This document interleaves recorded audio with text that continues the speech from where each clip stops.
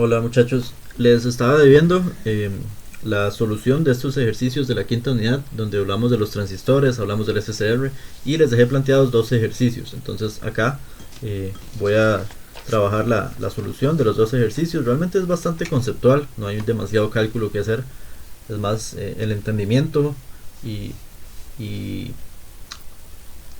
dominar bien cómo funciona el SSR. ¿Okay? Entonces eso lo vamos a explicar por acá. Para este primer ejercicio lo que tenemos es un circuito que, bueno, en el enunciado tenía una batería, yo lo cambié aquí por cuestión de dibujo nada más, por una fuente de poder de corriente directa, eso es lo que interesa, y que tenemos 120 voltios. Luego tenemos el SCR como tal, que tiene un voltaje de disparo, que la señal se llama V sub D. ¿Okay? Formalmente en el enunciado dice V disparo, yo lo cambié a V sub D. Aquí tenemos la gráfica, ahorita hablamos de esta gráfica. El circuito también consta de una resistencia de 12 ohmios y un amperímetro. Entonces acá tenemos el SCR y esto, recordando, es un amperímetro. Pues meramente para medirnos la corriente que está fluyendo por el circuito, que sería la que ocurre por acá. ¿Cuánto fluye corriente? La pregunta de hecho es la corriente en algunos puntos del tiempo. Aquí tenemos para 0 milisegundos, luego tenemos para, me parece, para 2 milisegundos y para 4. Ahora bien, para dominar esta parte y entender cómo va a funcionar el flujo de la corriente, es importante entender el momento y el disparo del SCR. El disparo del SCR es una señal que se llama V sub D, con su valor en voltaje, y aquí tenemos el eje X, que sería el tiempo. El V sub D, el disparo es un pulso, únicamente un pulso que dura 2 milisegundos, entre 1 y 3 milisegundos. Fuera de ese rango no hay señal de voltaje, no hay disparo. Entonces eso nos permite entender cómo funciona el SCR para este circuito. En el instante 0, pues realmente aquí el valor de la corriente es 0 amperios, pues el SCR está apagado.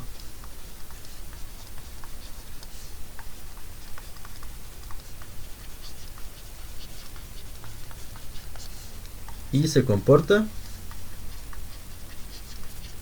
como un abierto. Recordando que en el abierto indica que no fluye corriente por el circuito. De hecho, el circuito no está completo porque pues tiene un abierto, entonces no es un circuito cerrado como tal, que si no, no es un circuito eléctrico. Luego, en el punto B, o en la segunda pregunta, nos dicen cuánto es la corriente para 2 milisegundos. Para 2 milisegundos tenemos que la corriente va a venir dada por los 120 voltios sobre los 12 ohmios. Esto nos va a dar los 10 amperios que tenemos de corriente fluyendo en el circuito. Esto ocurre pues el SCR ya recibió su disparo, ya encendió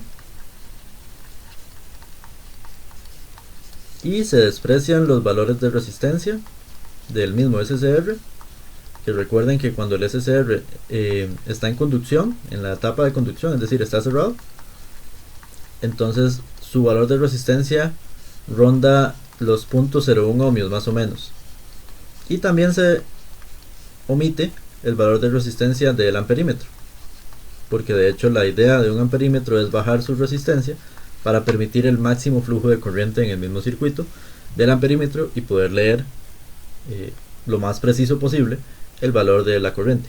Entonces se obvian y se desprecian estos dos valores de resistencia como si todo fuera como si realmente estuviéramos conectando solo la fuente con esta carga, con esta resistencia de 12. Ahora bien, recordando entonces, esto ocurre porque estamos en este instante, en 2.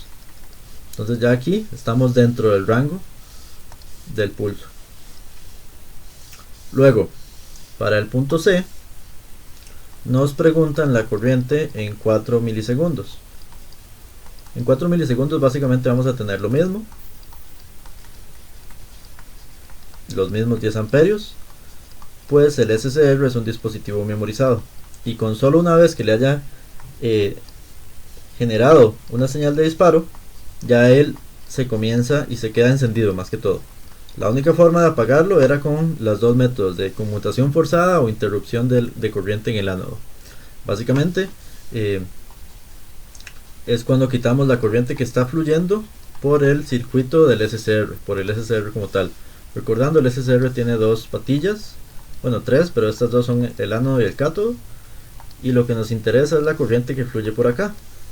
Entonces, si yo hago un quiebre acá con algún componente que funcione como un interruptor, puede ser un botón, puede ser un transistor, un relé, lo que sea, que funcione como un interruptor, entonces puedo quitarle la corriente que está entrando por el ánodo y ya con eso lo apago. Las dos formas eran la de conmutación, que era poner algo en paralelo, ese interruptor en paralelo, y la interrupción de corriente, que es literal poner el interruptor antes del SSR. Pero para este caso, aunque estemos en este punto, por acá, más o menos, y no tengamos disparo, ya ocurrió un disparo, entonces el SSR ya con eso se queda encendido. No importa si le vuelvo a mandar o no le vuelvo a mandar disparos, ya él con este se quedó encendido. Entonces ese es el funcionamiento. Luego para el otro circuito lo tenemos bastante semejante. Tenemos la misma fuente de 120, un SSR que tiene una señal de disparo y vamos a suponer que lo mantiene encendido y que ya se generó. Realmente lo que importa es que el SSR está encendido. Tenemos una carga, que es una resistencia, que no sabemos el valor de esa resistencia. Eso es lo que queremos averiguar. Y tenemos un detalle muy importante, que es el dato de la corriente de mantenimiento. Recordando la gráfica del SSR, yo tengo algo como esto.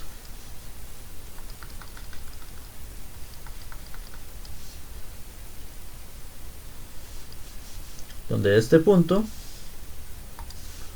es lo que llamamos la corriente de mantenimiento. Recordando que aquí tengo la corriente en el ánodo y aquí tengo el voltaje del ánodo del cátodo. La idea del SSR era que si yo le mando un disparo, él puede hacer saltos de cualquier instante del tiempo al valor donde ya la corriente comienza a aumentar indefinidamente. Según la gráfica, claro, según la teoría. Entonces, lo que importa es que la corriente tiene que ser mayor o igual a este valor de la corriente de mantenimiento para que el SSR se mantenga encendido. De hecho, siendo técnicos, yo no tengo necesariamente que quitar la corriente que está entrando en el ánodo. Yo tengo que lograr que esa corriente sea menor al valor de la corriente de mantenimiento que me diga la hoja de datos del SSR. Lo más fácil suele ser pues mandarla a cero y listo, abrir el circuito. Así me aseguro que no vaya a haber corriente, porque realmente 10 mA es un valor muy pequeño. Entonces con la menor corriente que pase por aquí, de él va a fluir. Entonces lo más fácil es mandar la corriente a cero. Pero siendo técnicos, yo lo que ocupo es que sea menor a 10 mA. Y eso es lo que vamos a averiguar ahorita. Entonces para esto lo vamos a plantear. La pregunta es ¿cuál es el valor de resistencia mayor para hacer que el SSR no abra? Entonces significa que el SSR en este momento está cerrado, está funcionando. Tenemos una corriente fluyendo por acá. Lo vamos a plantear de esta manera.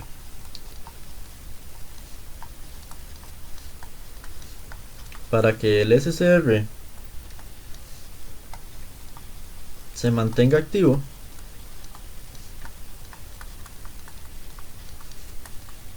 la corriente debe ser mayor o igual a I sub H. Esto matemáticamente expresado se vería algo parecido a esto.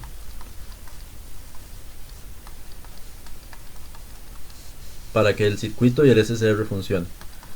Esto nos va a implicar lo siguiente.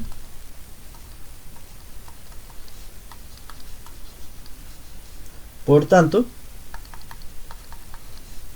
vamos a tener que la resistencia debe ser menor o igual a 12 kiloohmios. Y aquí sería el valor del resultado. Si la resistencia es mayor, pongámosle ya 12.5, entonces la corriente va a ser menor a los 10 mA, lo que implica que el SSR se va a apagar y ya no va a funcionar el circuito, ya no va a fluir corriente por el circuito. Entonces eso lo pueden comprobar perfectamente ustedes simulándolo en cualquiera de los programas que hemos visto, o haciendo simplemente el cálculo, y van a ver que entonces el SSR se va a apagar y el circuito pues va a tener un abierto, entonces no va a fluir corriente. ¿Okay?